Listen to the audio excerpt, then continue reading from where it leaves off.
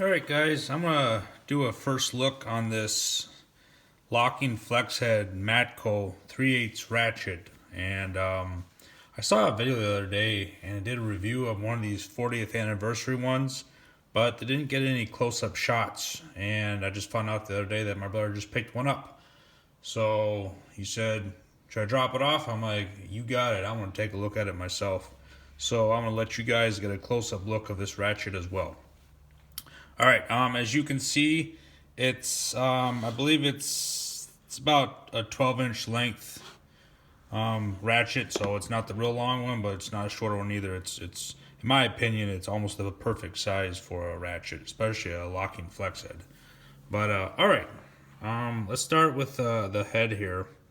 As you can see, it's got that 4, then the Matco symbol stands for 40th, and then coming on down here, it's got that nice American flag in there, along with Matco and the part number right there.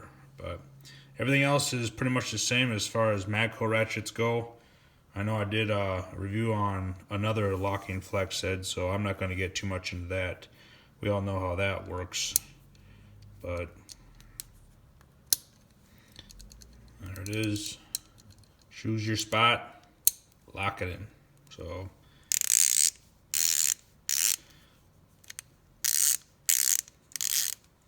yeah, typical Matco ratchet.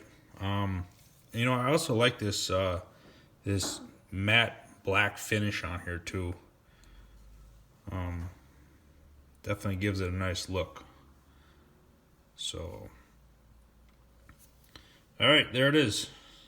Like I said, I just want to do a close-up of it. I believe this ratchet retails for about 180 bucks, something like that, so it's not cheap, no doubt about that. But it's one hell of a ratchet though. So all right, one last look, starting from the top.